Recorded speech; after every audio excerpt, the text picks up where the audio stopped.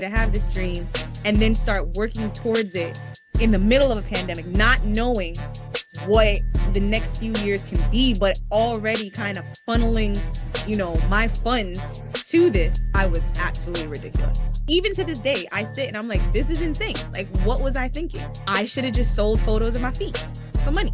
Here's the thing. You sell photos of your feet, $5 a pop. Damn.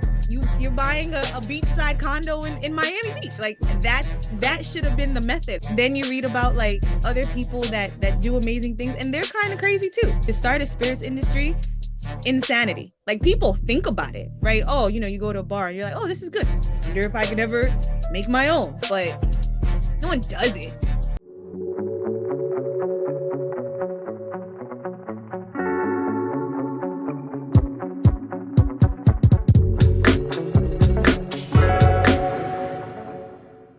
Welcome back to the Liquid Entrepreneur Podcast. I'm your host, Monte Burrow. Today, we have another woman in the industry. I'm so happy and excited to be able to talk to her. It's been a long time coming. I think we tried to plan this for months, but the right time is the right time, and today is the right time. Today, I am pleased to welcome to you Abisola Abidemi. I just went through this with her, and I had it so right, and I just made it so wrong. Abisola Abidemi from Abisola Whiskey. Abisola, how are you? I'm well. How are you? I'm doing just fine, just fine. I'm dealing with some allergies here. This southern pollen is killing me, but other than that, I'm doing good. You're out there surviving. You need a Benadryl and that's it. Facts. I just need it on a drip. Yeah. No, but I'm really excited to talk to you. I've been seeing your movements, especially as of late. You seem to be a little bit of everywhere, and to be a small brand, to be able to start to build a presence is a wonderful thing. And we'll get into all of that great stuff, but just want to talk to you a little bit and learn a little bit more about you and your journey. If you're cool with that, we can get into it. Absolutely. Do you want the year I was born? You want the full backstory? You want, skip to adulthood, or you want to know when I started drinking and which spurred this creation? So we're gonna start early, and I'm gonna take you there. I'm gonna take you through the time travel, but Okay. I'm not gonna look. I'm not asking for your socials or your blood types, all that stuff though. So you can relax a little bit there. But let's start from the beginning. Where did you grow up? So I was born in Nigeria. And then I moved to Queens, New York when I was 3. And then lived there for a year, and then I moved to the Bronx when I was 4. So that's essentially where I grew up. I lived in the Bronx for about 21 years, or 22. And then I moved to Westchester County, which is where I currently reside, like a little bit. They consider it upstate. People don't really consider it New York City. It depends on who you talk to. I don't consider it New York City. It's not a borough. It's like New York City's adjacent sister.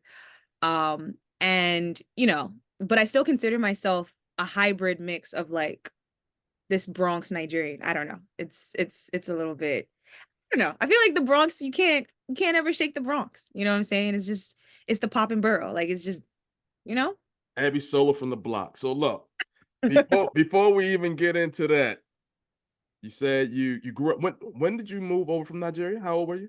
I was 3. 3. So quick question. A departure. So my business partner is Ghanaian, and I've actually have quite a few Ghanaians that I'm really good friends with. So the $1 million question: who has the best jollof? I mean, you know this. You knew this even before you asked this question. Like, that's that. Come on now. But you know what? I will give you an answer. The people that have the best jollof are the people that originated jollof, and that's the Senegalese. So shout out.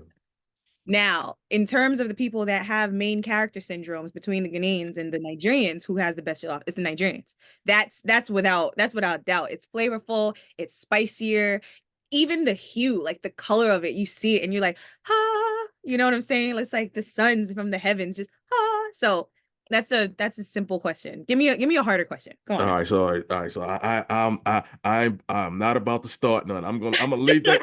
You heard it here, guys. It was from her. It was from Abisola. No. And I said it with my full chest out. She did. I say it to anybody from anywhere. Nigerians have the better jollof between the two. But shout outs to the Senegalese because their jollof is popping. All right, let's stick with that theme a bit, not the Jollof piece, but your roots. Right. So having some really close friends from the diaspora, I know a lot about, I'm not an expert on it, but I've heard a lot of them kind of have a similar theme when they talk about growing up, and especially when their parents think about what their futures should look like, right? I don't think I've ever heard any of them not say that they were supposed to end up being a doctor or an engineer or something to the effect. What was your life growing up in that environment? What did you have those type of expectations put upon you? No. Shout outs to my mother who also named me. So essentially Abisola Whiskey is hers because she named Abisola.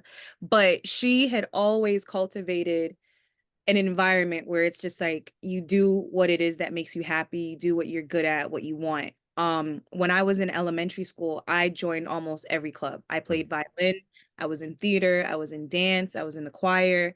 I was a media journalist, so I'm like 9 years old researching facts that I can put and make it the announcements in the morning. And it was like a group of five of us that alternated each day.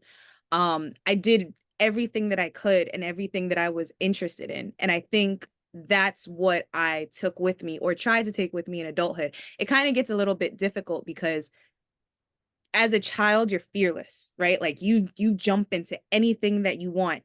Then you get older and people are telling you, well, you need to find a career. Like you need to just find one thing out of everything that you were so interested in, one thing, and it has to make you money. It doesn't necessarily have to make you happy. It has to make you money. And I kind of always strayed away from that because money's great. Money makes me happy. I would love an immense amount of money. But even people with money aren't happy, Mhm. right? So you yourself have to find that balance and it's your life. So you have to find something that fulfills you and makes you happy.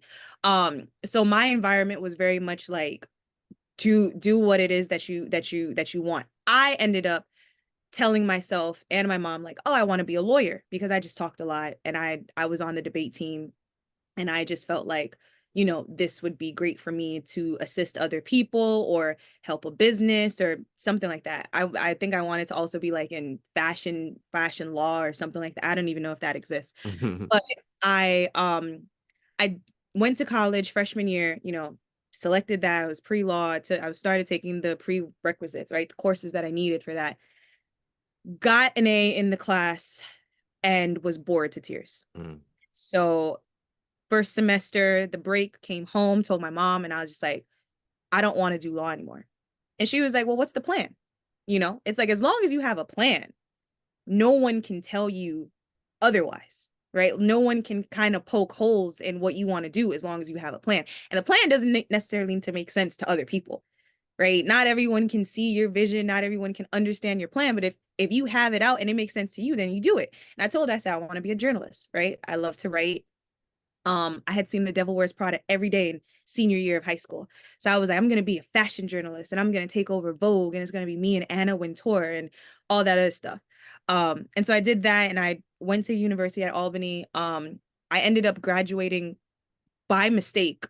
early because I would take summer and winter classes for fun just to learn things in my spare time. And I then, went to speak to my advisor and they're like, yeah, y'all, you don't really have to take any classes this final semester. Like, you're fine. You can graduate and leave. And I was like, oh, okay. Now, what I didn't fully understand was then the loans would be, as soon as I take the cap off, the loans are at the door, like, hey, congrats. Welcome to society. You owe us X amount of money. So that I didn't really plan out well. Um, Mhm. but I got my degree in journalism, my bachelor's in journalism. I got a minor in French, because I was a Francophile and I loved everything about Paris. And that was the environment. It was do what it is that you want, that you're good at, and have a plan. And so I went into my first big girl job because I did a few internships after college. But my first big girl job, I was a merchandise assistant at Macy's corporate in the fragrance department. And then moved up to associate like, as a buyer. And I'm working in merchandising and planning. And it's work that I I liked, but it wasn't fulfilling. Mm. Right. I'm taking care of somebody else's business. So I don't really care. Right. I'm coming Monday morning, seeing the reports. And regardless of what's happening, I'm going to get paid. So I'm not fully attached. And I'm around people and supervisors and bosses that feel the exact same way. So there's no real passion. If I'm sitting there passionate about something, people are telling me to calm down because it's not your business, right? It's going to do what it is. We're going to make our money. We're going to hit our quota. That's it. And so, that made me feel not so great, but it's a job. And I met amazing people there. And then afterwards, I ended up in market research with the NPD group for a little bit. And that was where I'm like researching work stuff, but also random stuff.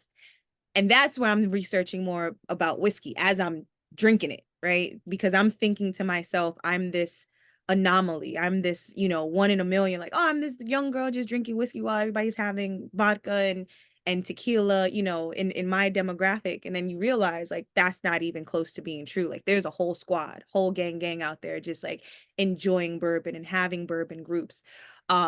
And so again, we go back to this environment that's been cultivated of do with what you want. I went and I told my mom, I said, I think it would be great to start a whiskey business. Um, and as soon as I said that, she didn't even let me finish. She was just like, yes. She was like, yeah. It's interesting, right? It was super interesting in your story, and I know we went through a, a bit of a timeline. So from the time you graduated Mhm. until the time you had that conversation with your mom about, hey, I want to start a whiskey company. About how long was that?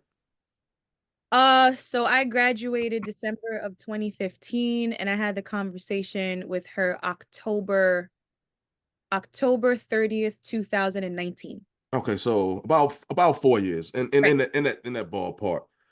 Um, if I think about something you said a little earlier when you were in school, taking classes for fun, graduating earlier, I heard you say that one of the things that you really enjoyed or wanted to a space that you wanted to kind of navigate through was fashion.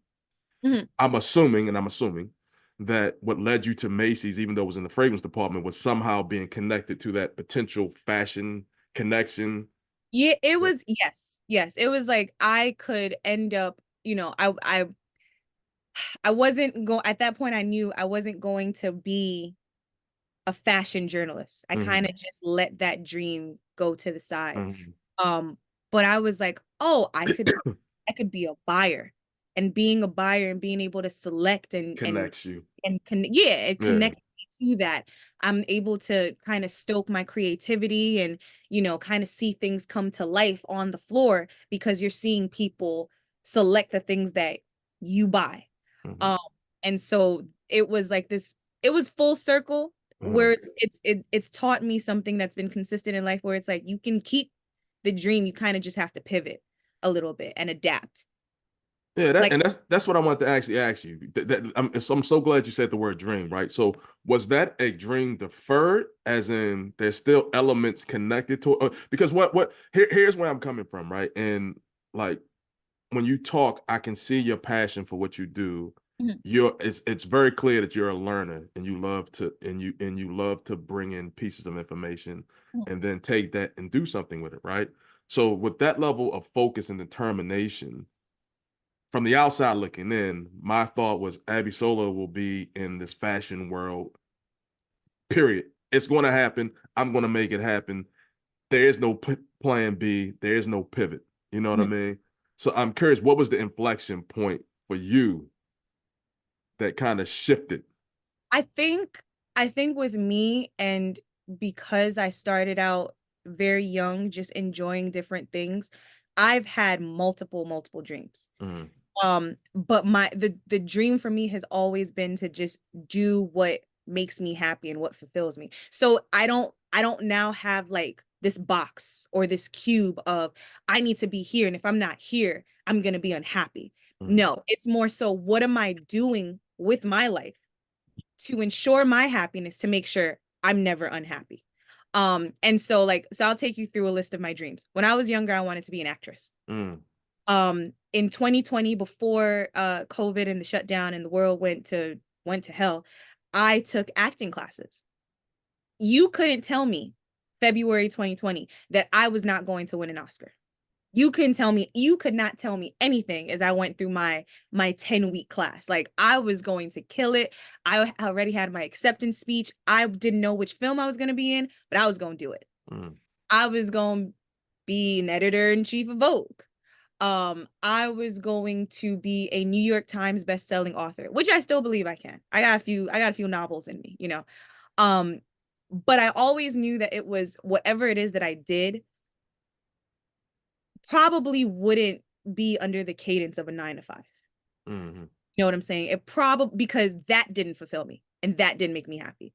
The ideology that I as a free human being get somebody's going to tell me I get X amount of days to go and enjoy myself on vacation, or somebody tells me that I need to ask them. That was one of the things in corporate. I needed to ask you to leave early for a doctor's appointment. I was like, how does it didn't make sense to me. And again, I always applaud like my friends who do 9 to 5s and work in corporate because they enjoy that work. Like that's something that they enjoy and they're happy about. And I'm like, if I could have found a 9 to 5 that made me happy, work that made me happy, a team where we were intensely passionate about the work we're doing and it wasn't just about the numbers, I would stick with it and I would do it. It just so happens that I ended up building something that I was passionate about that can make me happy. Now I don't even work 9 to 5. I mm. just work 12-12. Do you think those people who say they enjoy it really enjoy it, or they just say that because they're in it and they have to make themselves appease themselves to make it palatable? I do think that there are some people. I think that there are a lot of people that enjoy that structure and Mm, that lifestyle. And I think that the work that they're doing, whatever industry it is, that's something that they're passionate about. Like they will spend weekends going over reports and thinking of ways to make something better. And they're surrounded by a team that, motivates them and inspires them. And they're able to take what they're doing in that day to day and make it applicable to something else so that it transcends just more than what it is that they're working on. And I think that's the key. If you're mm. able to find something where it's not just this mundane, monotonous situation. You're able to apply what you're working on and make it applicable to other people so they can connect with you. That's a worthwhile job. Like that's something that's incredible. I just didn't, me personally, just didn't find that. Me personally, that structure felt a little bit suffocating. It felt like I didn't know who I was. I'm here just being something for someone else. And the idea that I can sit there, put everything I have into this position and then just be replaced. I saw some of my bosses 25 years in the business fired without a, Mhm. a second thought. And that's scary. Whereas if I'm putting my all into Abisola Whiskey, I'm watching how it grows in real time. You know what I'm saying? Like no one's gonna say, okay, Absola, it's time for you. This business is now a multi-billion-dollar business. It's time for you to go. Like who? Who gonna tell me that? Who is Absola? It's me. It's we. Like that's it. So, there are people that enjoy it. I know friends that enjoy it and I applaud them. Because again, that's the goal of life. Like you find something that you enjoy, you do it, you put your all into it, and that's it. All right, so we graduate.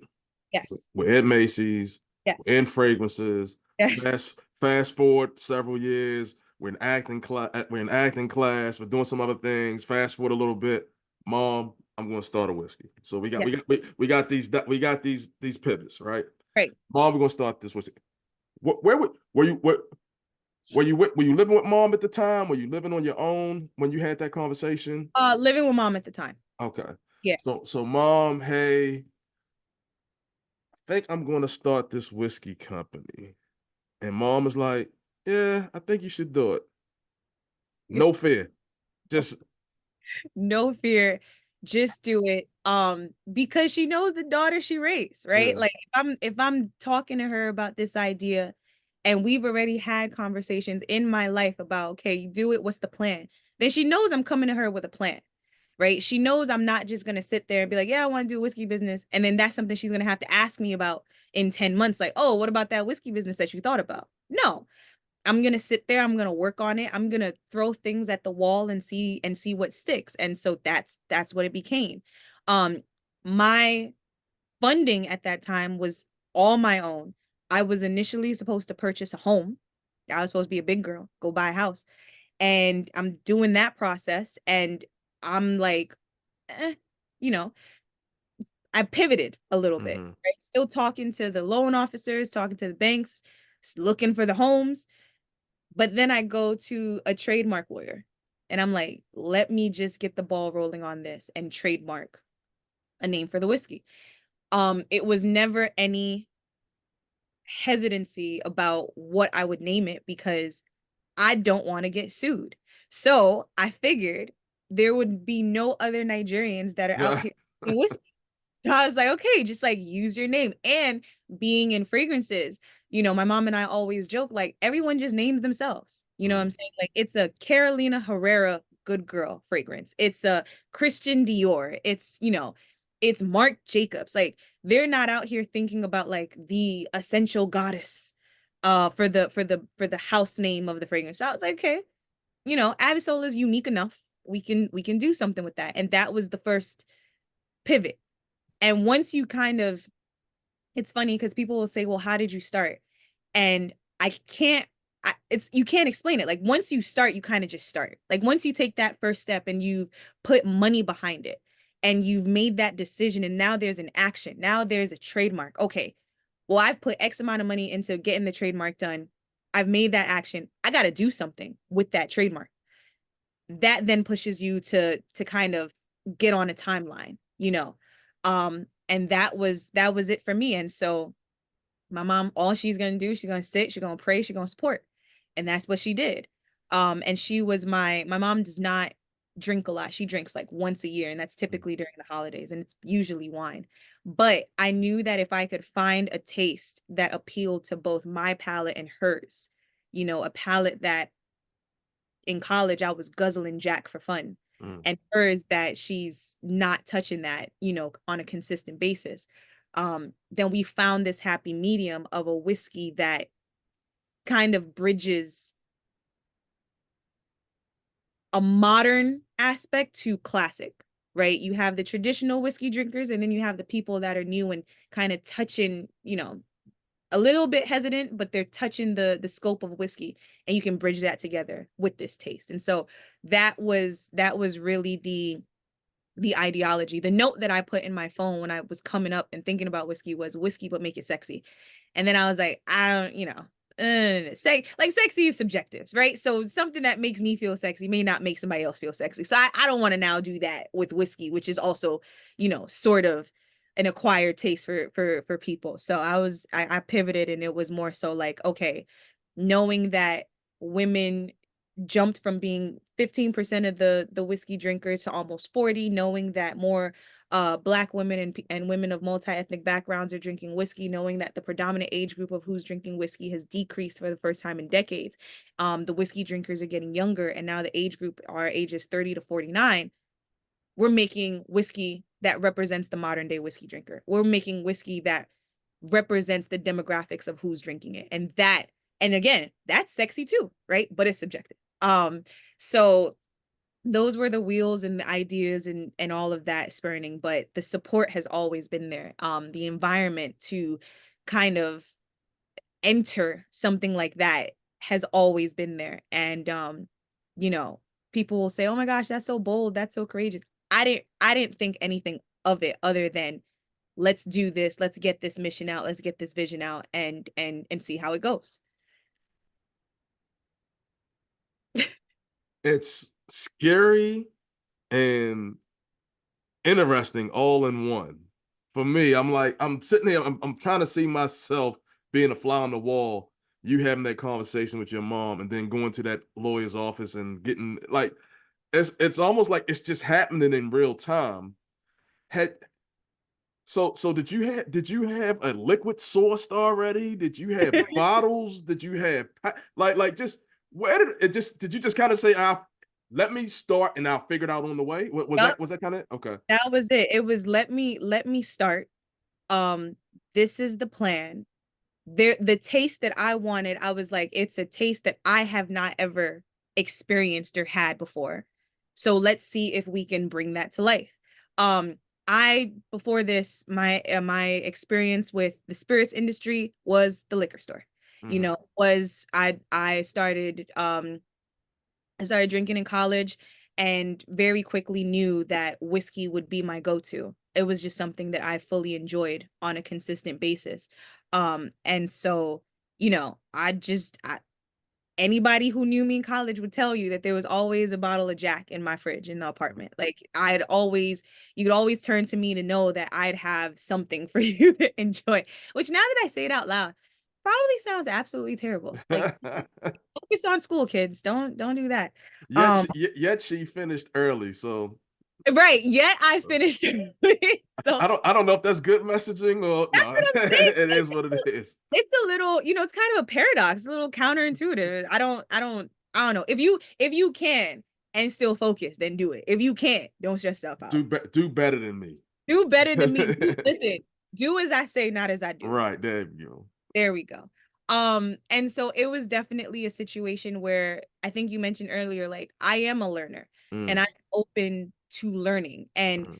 I don't think in this life for anybody there will ever be too much good information to take in, right? There's a lot of information, but too much good information, there's never enough of that. Like you can never stop learning. And the day that you decide that you're closed off to learning, like you're not really alive. So Um, where did you learn? Where did you learn? So how did you go about? Was it just Google? Was it YouTube? Was it friends? Was it a little bit of all of it? How did you it learn it? was it was Google, it was YouTube, it was me reaching out to people on LinkedIn and Mm, just asking them, random questions. I think I spoke on the phone with this one gentleman. I was just researching, I think I was researching like Irish whiskeys or just whiskeys in general. And he had written a book and he was like, you can call me and the first time is for free, just to chat. And so I called him and I made an appointment. I spoke with him and he was just giving me the lay of the land and was like, listen, within this industry, like, yes, there are rules and yes, there are guidelines and yes, there are ways that people follow to be successful. But he was like, on the other hand, everybody's winging it. He was mhm. like, do what it is that you feel is right. Follow your gut and don't be afraid to fail quick. Don't be afraid to fail quickly because the quicker you fail, then the quicker you can bounce back and do something else. And so that's who I was leaning towards because at that time my network was Google.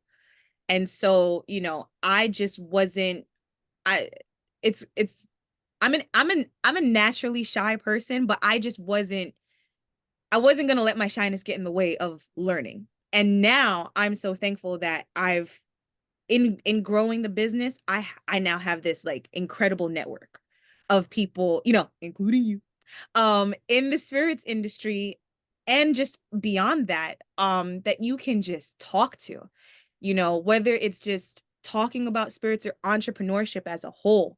Now my network, they're people I vent to, because they understand what it's like to say, wow, last month was great. What are we doing this month? Like this month's a little, what how do we capitalize off this, or this didn't work out for me, maybe this can work out for you, like just sharing those ideas, and again learning.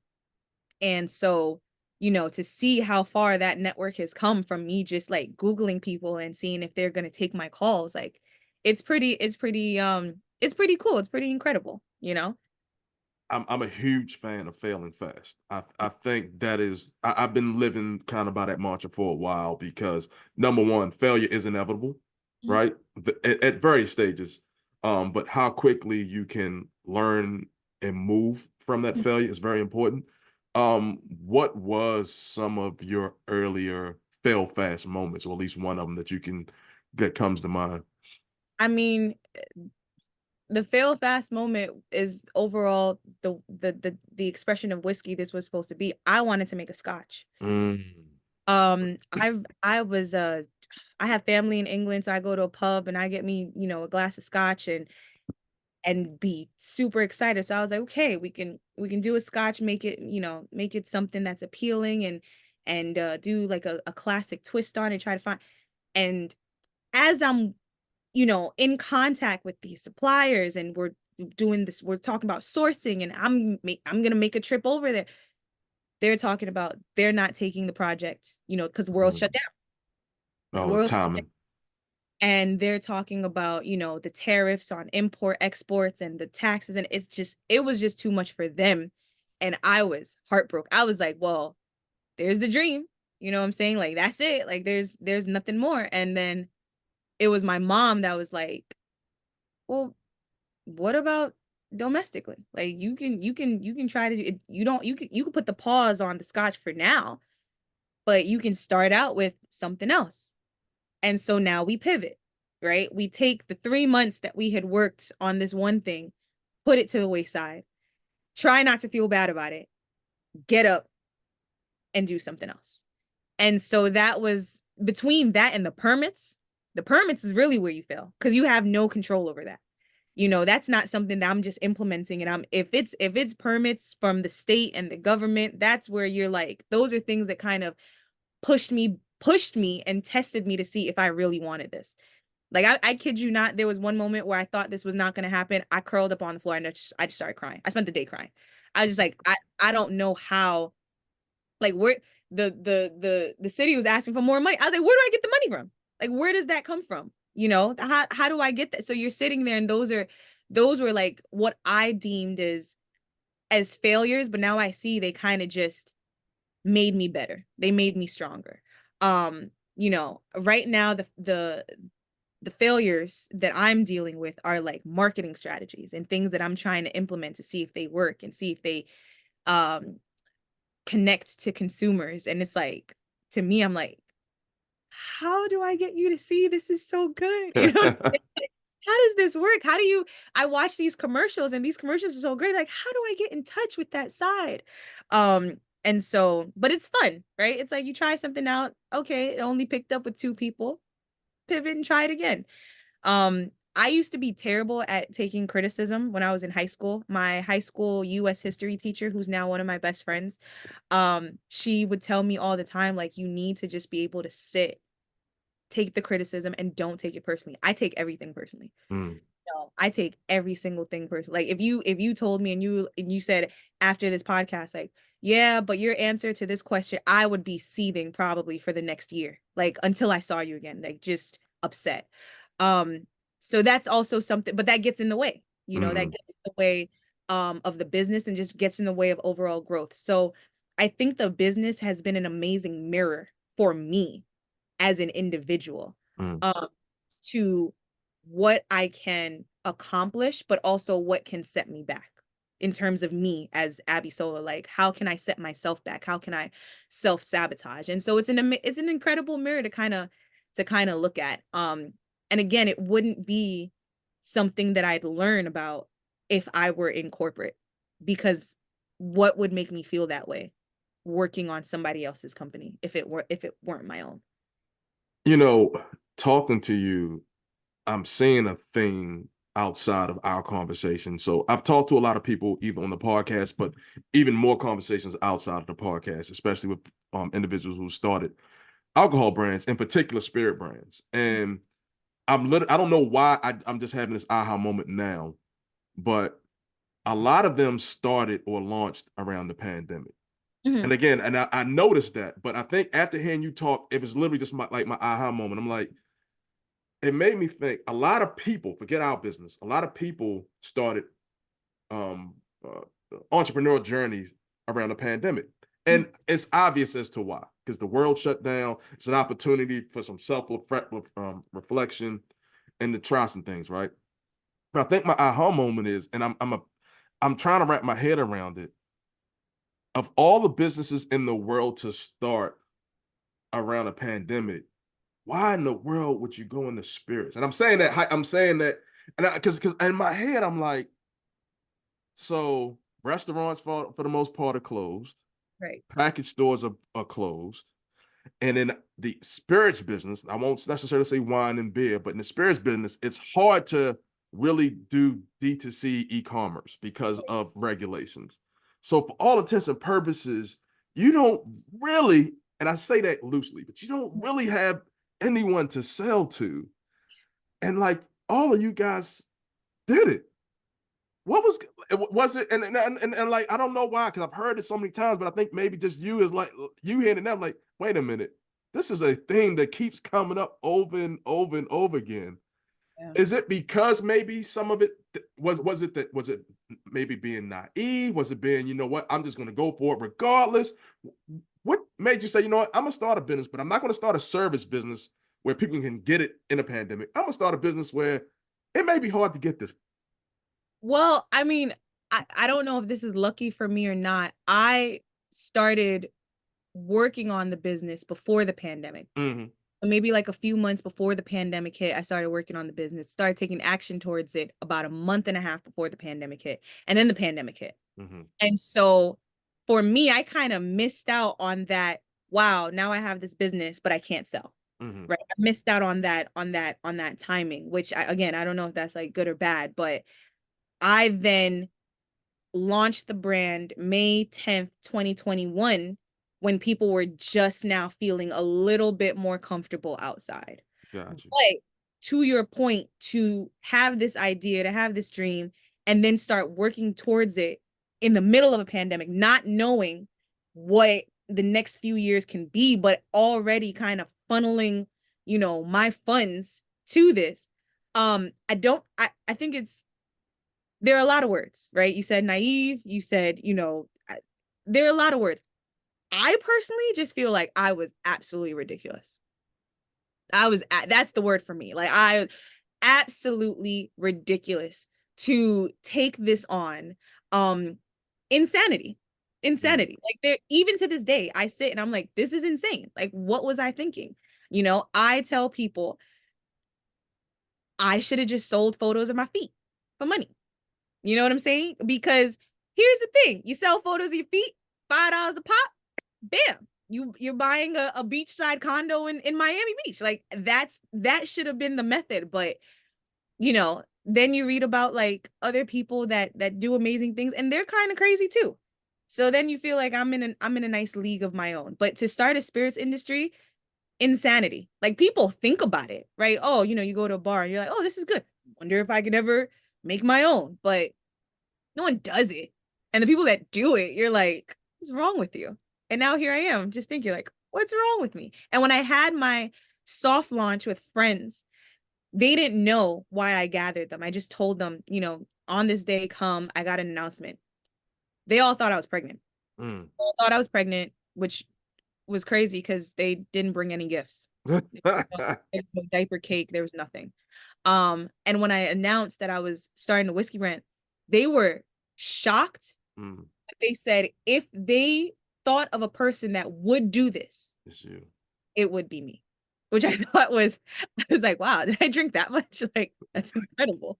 Um, so it takes a certain level of insanity to Mm. do what we do. And I say that in just all entrepreneurial areas. I think anybody that kind of that thinks about something different and then goes towards creating that something different, there's a level of good insanity there, because you're thinking about things that can help people, that can benefit people, instead of just sitting there and thinking about it.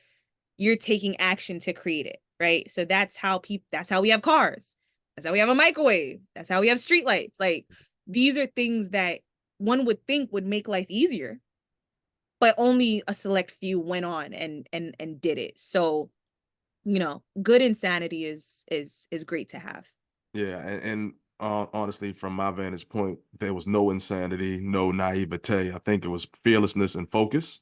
Yeah. Um, and that fearlessness and focus is what kept you on that route, on that road, or that route to what you're doing today.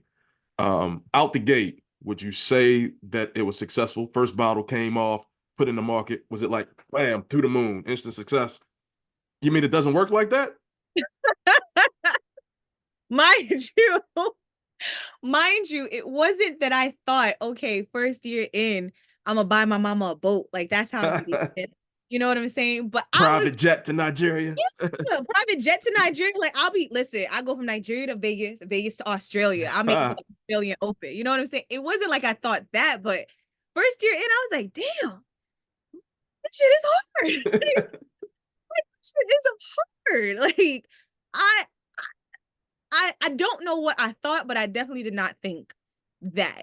And it took a conversation with somebody, and they were just like, this industry is a marathon, not a sprint. Hmm. Like, you can't think out of the gate, you're getting acquired and they're paying you $10 billion and that's it. Now you can retire and continue. And so that's why you have to be grounded in the vision and the mission.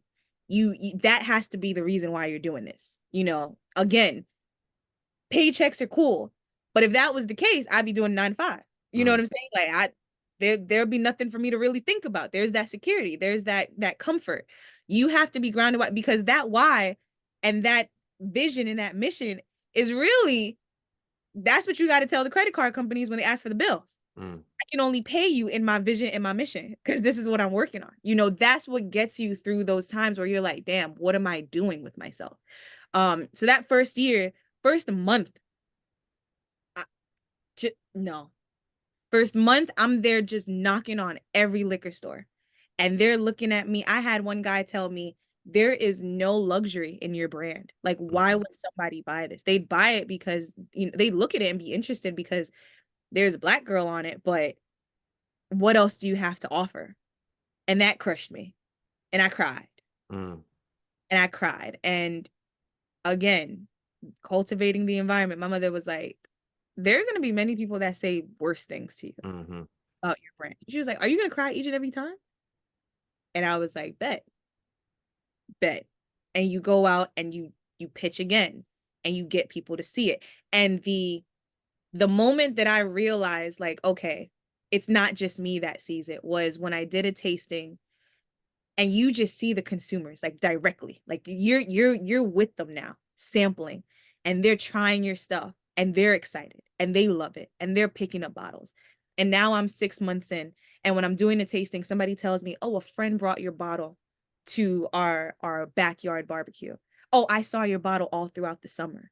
Oh, I've seen your bottle here and here. I love it. I tried it. I had," and you're sitting there and you're like, "Okay, now we're talking about impact. Now we're talking about connecting with consumers."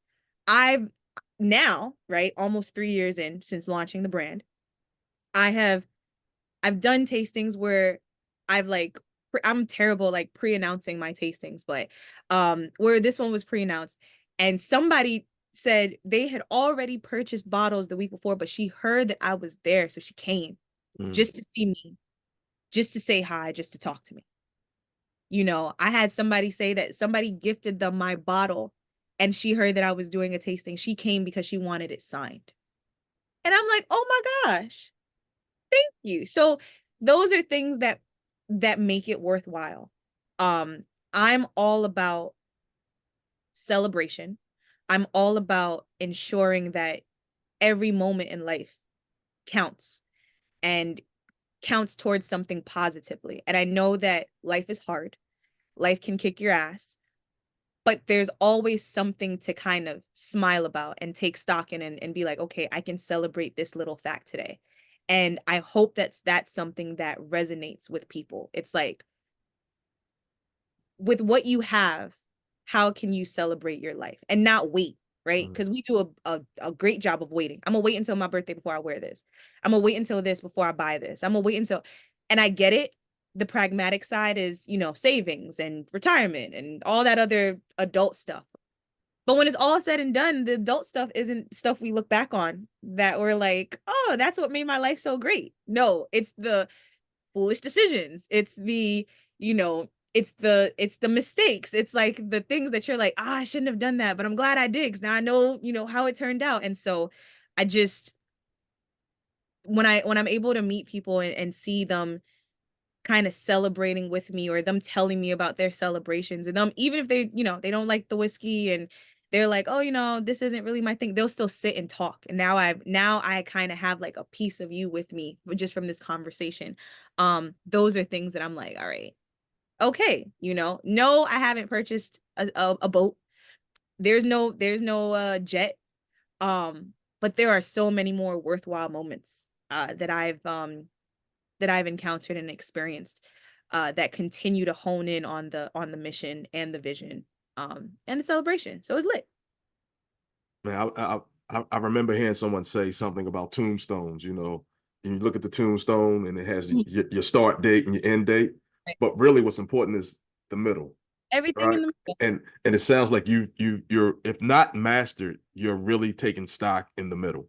Yeah. And it's so encouraging to hear that, there's ups and downs in any entrepreneurial endeavor, but how you ride those waves and what you take from them is way more important than anything else that you're going to do. So it's like they say, take stock in the journey. Mhm. It's encouraging again to hear how you're taking stock in that journey, and I truly applaud you on that because it's not. Look, we don't. This isn't the rose-colored glasses. It's not easy. It is No, not easy. It is no. not easy. But if you're in it, really in it, Mhm. you can make it work, and Yeah. you are making it work. You are making it work. I You're listen, making it I work. believe in delusional optimism. Yeah. You got to be so optimistic. People just think you're crazy. Like people are like optimistic that if somebody's like, "Oh, it's not supposed to rain today." I'm optimistic it's going to rain. And or it's been raining for like 30 days and you're like, "I'm optimistic the sun is going to shine." Cuz at one point the sun will shine. Yeah. And that optimism, now there's like now you got that fuel. Now it's like, okay, I was optimistic about this. Let me apply it towards this. So I have delusional optimism. I'm a nut about like just being optimistic about things, even though there is no reason to be. Yeah. You know what I'm saying? So because at some point it will be. Yeah. Everything will be great. Like you said, it's not easy. It's Mm. not easy. I'm still considering making that account with the feet. Um, Nobody can identify if it's my foot, so why not? My only problem is I'd have to promote the feet. So Uh, I can't promote the feet and the whiskey. I put it feel on like put it on the bottle. I got right. I gotta now, make a feet bottle. And that's I don't think that's I think that there's a specific group of people that might enjoy that and that might just scare off another group. That's Um, and that's funny. so but it's worthwhile. So tell them about the whiskey. Tell everybody about the whiskey. Tell us a little bit about it. You. I hope you got a bottle with you. A I bottle do. next. Oh Yeah. my God. Wait. I do. There we go. Tell us about Abisola whiskey. So, Abisola whiskey is a blend of bourbon whiskey and malt whiskey with notes of vanilla and waffle cone and a malted chocolate finish. It is smooth, it is warm, it is inviting. It entices the palate with a complex yet simple taste profile. Um, One thing I love about this whiskey is its versatility. I'm a person that I know there are a lot of rules in whiskey, but I wanted something that you could drink your way anyway. And so you could take shots of it, you can sip it neat, you can sip it over ice, and you can put it in a cocktail. And what I do with these whiskey cocktails is I try to create very bright and happy hues. So like one cocktail that's very, very popular is called Walks in the Rain. I created the name while drunk watching Grey's Anatomy, so it's very dramatic. But it's Walks in the Rain, but it's Abisola whiskey, pineapple juice, grenadine, fresh ginger, fresh lemon juice, sparkling water. Mhm, You know, and it creates this like bright yellowy orangish hue that you wouldn't really expect from whiskey, mhm, and I'm just excited about the different things that it's able to do and how inviting it is to people that may not exactly have warmed up to whiskey just yet, and now they take a step forward with this and now it's a whole new world for them, or people that they're in the whiskey game, they've been in the whiskey game, but now they just want something that's different, and this is something that's different for them.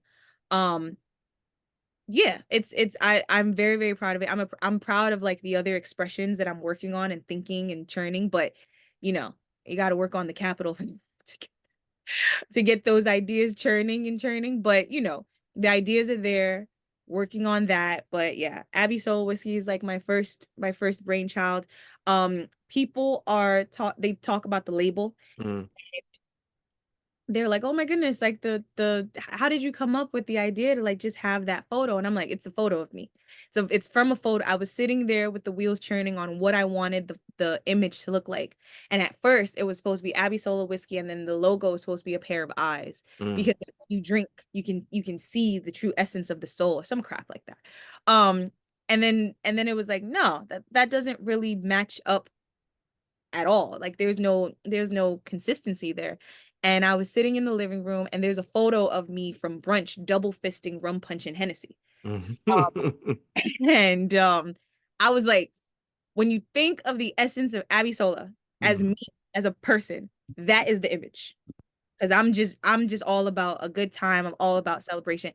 So took that. There was an amazing logo designer. She was a friend of a friend named Alex from Brooklyn. She did this logo art and brought this to life. Many thank yous, Alex.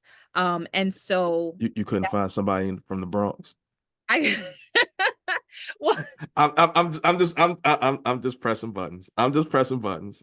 Continue. I know that my people in the Bronx are amazing logo designers. Okay. So there's opportunities to work with me next time. So don't let this man try to make it seem like there is no creativity in the Bronx. Okay. Um, but so yeah, so we did that, and the logo to me is something that's just so it's just so happy. Like it's just so exciting. It's like now you have this bottle and it's me raising a glass to you. I'm a part of your celebration.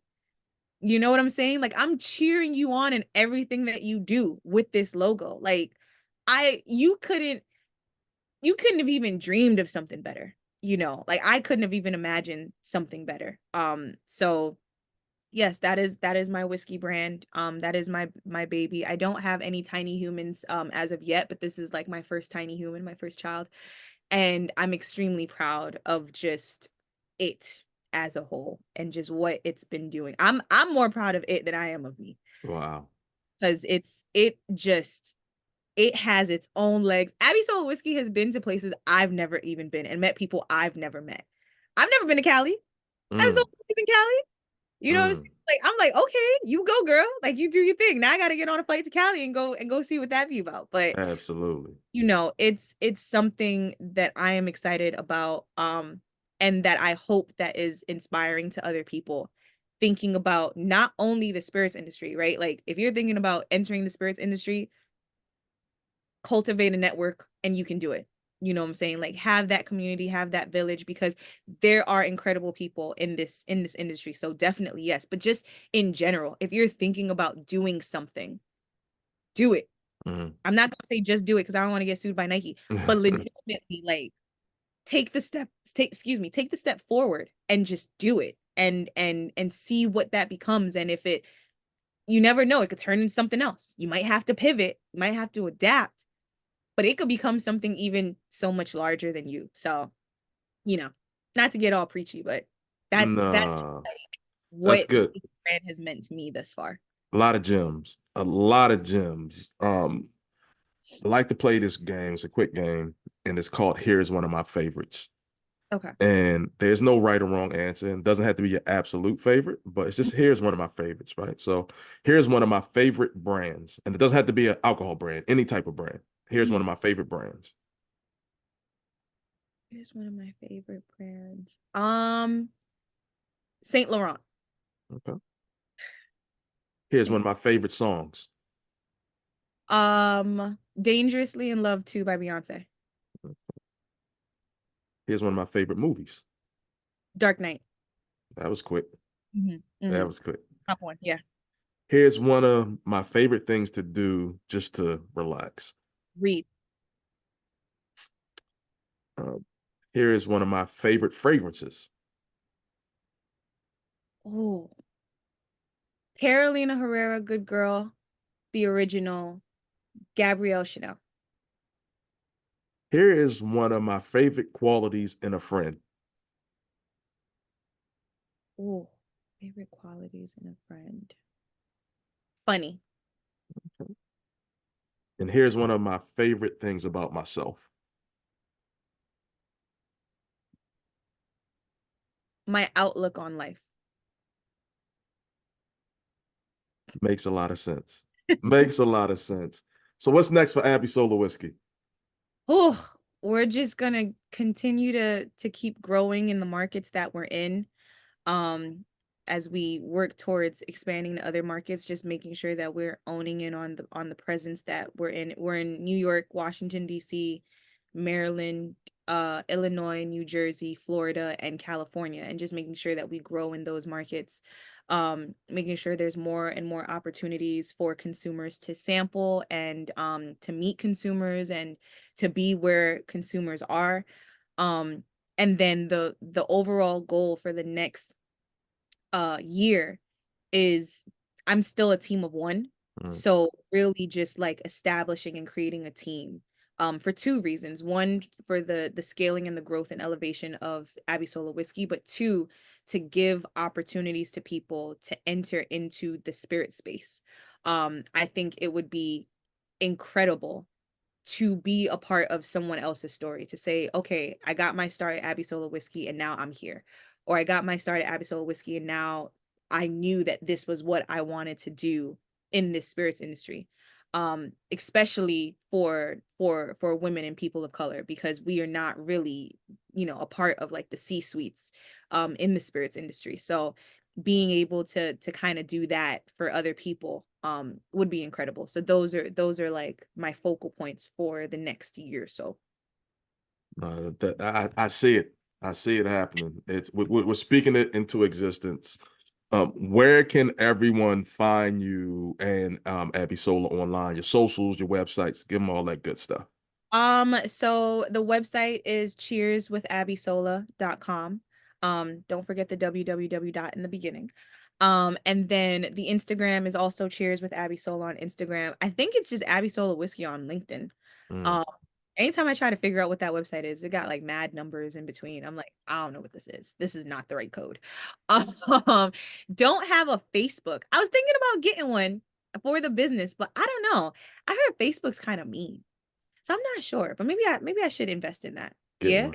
Get Get one. one. Okay. I'll you know what? I'm gonna do that today. I'm gonna get a Facebook. I don't have a tickety talk. Don't have a TikTok. Oh, Um you know what's happening with that. We won't even go down that path exactly. there. Exactly. So it's like I don't have a TikTok. Now that everything's going on with that, it's like that's heartbreaking.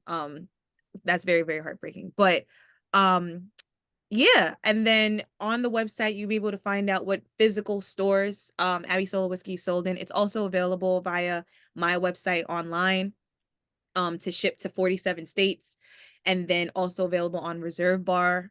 Unfortunately, because this industry is so regulated, we cannot just sell it in the back of our trunks, but there are other methods to find us. So yes, cheerswithabisola.com. Sign up for the newsletter. It's where I kind of just talk to you about nothing. And yeah, some exciting marketing strategies coming up. I might start a nice little video series about bartending. Who knows? Nice. Who knows? So It's coming. And you got to ask her for it. It's coming. I I used to always ask, well, season one, I used to ask for everyone's top five, and I stopped doing it just because of timing. But since you are from the Bronx, I'm not going to ask you for your top five, but while we do have a minute, just let me know who is your favorite Bronx artist. you can't put me on the spot here. Oh, the spot is on you. You can't put me on the spot here. So I'm gonna put a nice PC.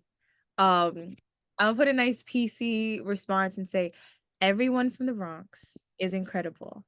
And I love everyone from the Bronx. All right, so And y'all hear this nonsense. We just gonna cut. We just cut this nonsense right there. I love Eh, everyone from the Bronx. BX stand up, Nigeria stand up. oh goodness. Abisola, it has been an amazing time speaking with you. Guys, you always hear me say this, so I'm gonna just keep it going. It's great to show support with your likes, but for small brands to become big brands, you got support with your pockets. So go out there and buy these brands. Look, let's keep her from having to go making these foot videos. The whiskey is where it's at. We don't. I can already see her branding Abby Soul, Sole, Abby Soul. I can see the marketing wheel spinning. So look, We're trying to keep her off of the niche sites.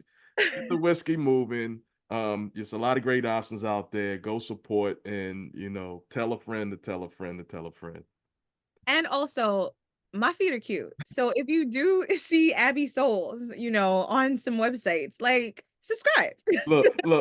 Now she gonna start getting blown up now. She's like, I should have never did that. This can see the numbers. She said, okay, what happened to Abisola Whiskey? It just disappeared. I don't know. Listen, it just disappeared. Now, when you see, you're gonna be like, "Wow, I saw a billboard in California, Abisola Whiskey." I'm be like, "Guess where that funding came?"